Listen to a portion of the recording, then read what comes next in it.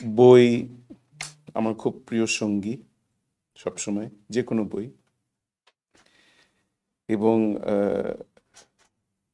যখন বইটা শেষ হয়ে যায়, তখন পড়া শেষ হয়ে যায়, তখন আহ, যখন বইটাকে রেখে দিতে হয়, তখন বিচ্ছেদের একটা দুঃখ হয় না, সেটা সবসময় আমি অনুভব করি। এবং এই অধ্যায়টা পড়ে মনে হলো যে বাকি বইতে কি আছে সেটা একটা আমার ধারণা জন্মালো। আর আমি চেষ্টা করব সেই বিচ্ছেদের মুহূর্তটাকে যতটুকু ডিলে করা যায়।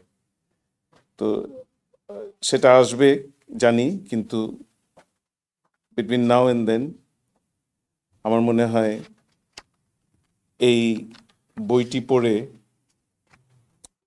জীবন দর্শন সম্বন্ধে বোধহয় অনেক কিছু শেখা যাবে আহ, লেখকের দৃষ্টিকোণ থেকে। কারণ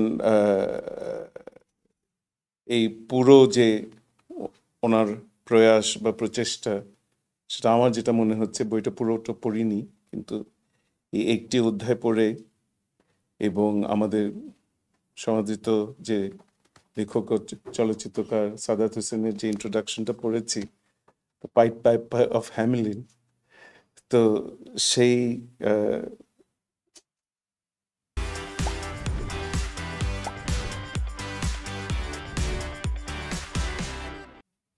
উদাহরণটা সামনে রেখে মনে হচ্ছে যে আহ, জীবনধারার কিছু মৌলিক তত্ত্ব আমাদের লেখক অত্যন্ত সহজ করে বোধহয় আমাদের সামনে তুলে ধরার একটা চেষ্টা করেছেন।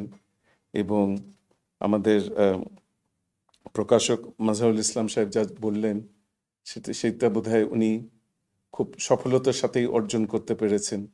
এবং আমি শুনেছি, আপনিও বললেন, যে এই বইটির ফর্মাল প্রকাশনার আগেই এই প্রথম যে প্রিন্টটা সব বিক্রি হয়ে গেছে।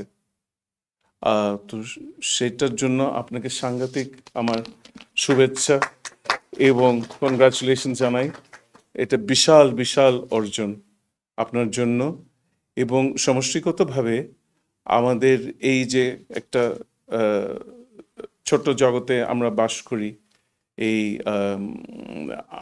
আইনের জগতে, সে গণ্ডি থেকে বেরিয়ে আপনি যে আপনার একটা নতুন সত্তা নিয়ে নিজেকে সবার সামনে তুলে ধরছেন, তো সেটার জন্য আমার অনেক আপনাকে সাধুবাদ জানাই।